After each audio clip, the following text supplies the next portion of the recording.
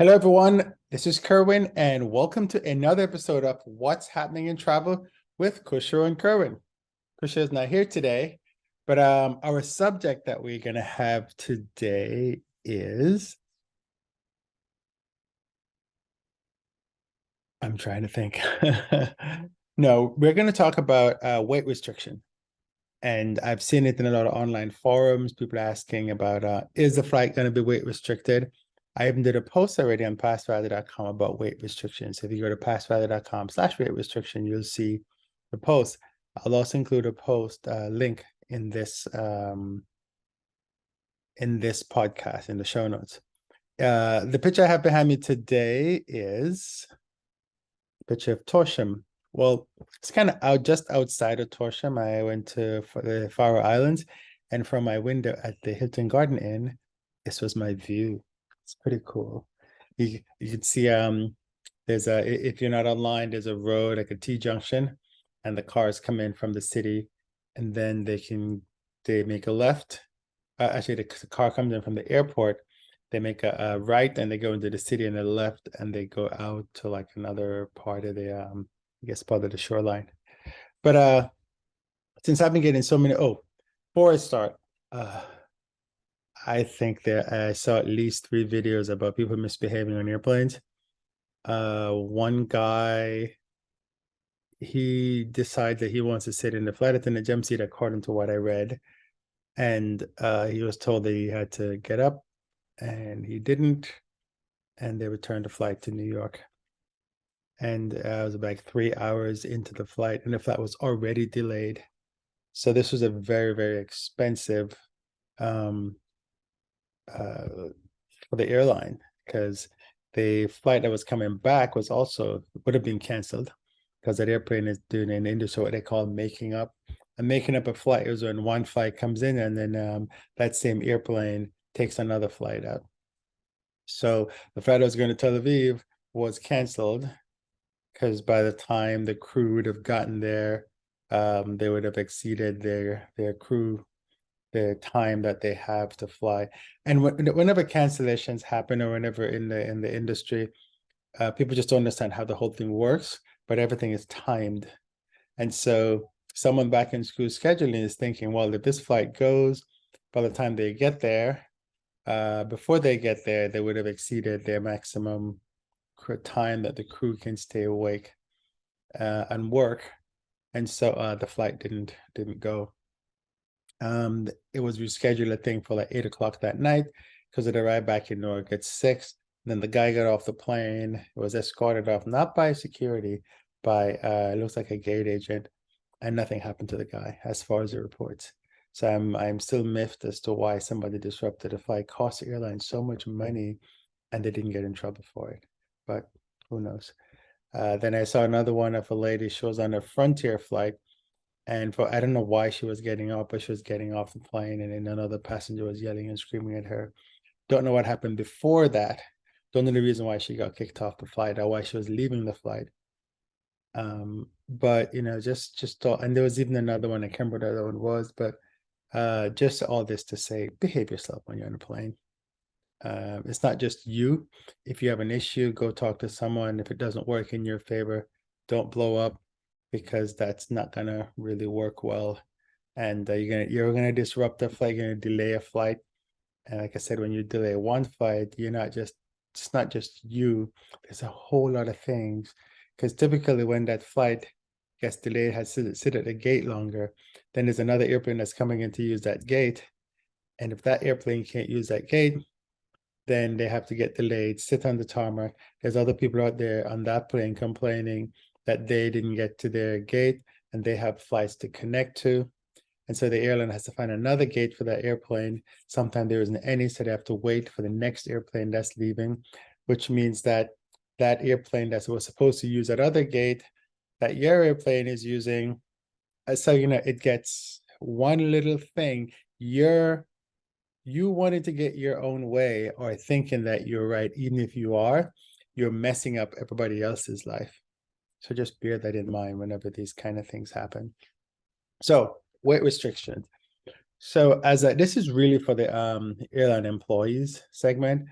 As a customer, you probably don't care about weight restrictions, because whenever the flight is weight restricted, what it means is airplanes, everything is based on weight. So they estimate how much each passenger weighs. They estimate how much the bags that the passengers carry weighs. They know how many bags are they've checked in and things like that. So they know, let's say the airplane is going to hold 2,000 pounds, and they know that the airplane can fly with so much fuel, with so much distance, with so much weight. If the airplane has to fly longer because there is weather en route or weather at destination, then what it means is that they have to decrease something. And so when they decrease something, it means they can't take as much fuel, or they can't take as many passengers, or they can't take as much cargo. And if they have to put more fuel on, then it means they have to decrease something. So typically they leave cargo behind, or they may leave a cargo like, not necessarily your bags, but they may leave your bags behind. They may leave the actual cargo that, like mail or, whatever other cargo is on the plane. They may leave all that stuff behind. And so that's typically what happens. What that means is, an airline employee, you may see the airline says, oh, we got 20 open seats, but then they're holding 10. And when they're holding 10, those 10 seats are being held because it's like 10 times 170. So it's like 1,700 pounds. And that 1,700 pounds means they can add some more fuel. And then if they have to fly around a thunderstorm, or if they have to do a holding pattern when they get to their destination, they'll have enough fuel to do that. So that's typically the crux of weight restrictions. Sometimes what happens is, although these airplanes are very advanced, they still have a weight amount. So when Singapore Airlines decided to fly Newark to Singapore on the A340-500 at the time initially, they were like, oh, we've got this premium economy, and they were like really marketing it. But in reality, they couldn't fill the airplane with all the seats that they wanted to on that airplane. So what they did was they took out some of the seats and give you a lot of leg room and called it premium economy or economy. I think it was premium economy. And they marketed it. So you as a customer is like, oh man, this is really nice. You get lots of leg room. Costs a little more. And now when they did the new airplanes, A350-900 ultra long range, same thing, less seats than a normal A350-900 would have. And as a result, they could fly further. And they could do the 18-hour trip without having to divert. Because what happens is that if the airplane can't make the distance, then they have to divert. Diversion means that you have to stop at an airport before you get to where you want to go. This happened actually over the last week. A JetBlue flight was going to JFK. They had bad weather in JFK and they landed in Newark. And passengers were very upset about this, of course, because it's so close. But they wanted to get off the plane, but they couldn't. The reason why they couldn't get off the plane is for international flights. You are set up to go to one airport. If you have to go to a different airport, no matter how close it is, there's a whole bunch of immigration procedures that have to be followed for that. So that couldn't be done. And so everyone stayed on the plane as much as they were yelling and screaming and making a big fuss. And then eventually when the weather cleared, they went on to JFK. So I know that a lot of people don't know all this stuff, but just kind of bear things in mind that the airlines are not stupid when they do things. Sometimes, you think, oh my God, why are they doing this? It's because you don't have the full picture. You're not running the airline. You're not in operations. So you don't know exactly what's going on from an operational perspective to make all the decision. And sometimes when the pilots don't talk to you, it's not because they don't want to talk to you. It's because usually they're busy, or they just don't have any updates.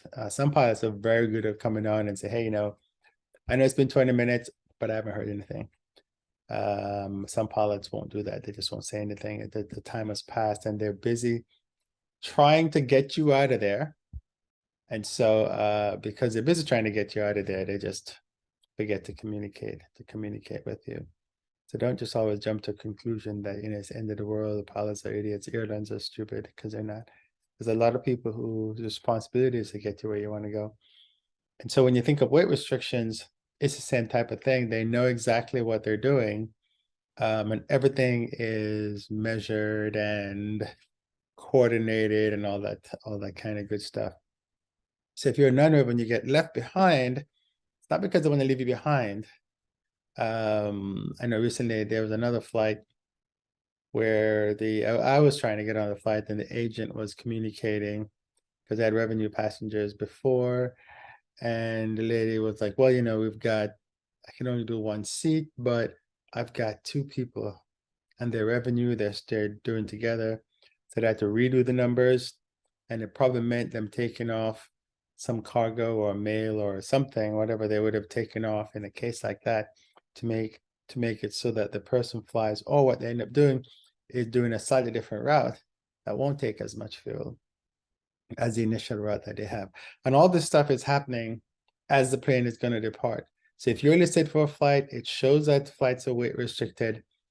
Don't give up, stay at the gate, wait, because you may just get on, because at the last minute the weight restriction may be lifted, and it's lifted because the winds have changed, they don't have as much cargo as they were expecting, or the weather changed, or anything. Like some passengers didn't show up, so instead of holding 20 seats, they can still hold 20 seats, but then 5 passengers didn't show up, so they can add 5 people to the flight. Or sometimes if they have cargo, they'll just put cargo on and leave you behind anyway. So that all different types of things happen. So whenever you see a flight that is weight restricted, just bear in mind these little things. Don't panic. Go anyway, and just make sure that you have a backup plan. Now, sometimes some of these flights are, they're not on a flight for 12 hours, 24 hours, 2-3 days. So bear that in mind as well, because you may be left at that airport for a little while if you don't have an alternate flight, or the route you're flying is not a daily operation. So if you have any more questions about weight restriction, just pop them in the comments and let me know. But I just wanted I've seen that question so many times, and although I have a post about it, I just wanted to include it in a podcast so you guys get what's going on. And if there's anything you want me to address in these What's Happening in Travel podcasts, let me know. And before I leave, I just want to say, please, please, please behave yourselves out there.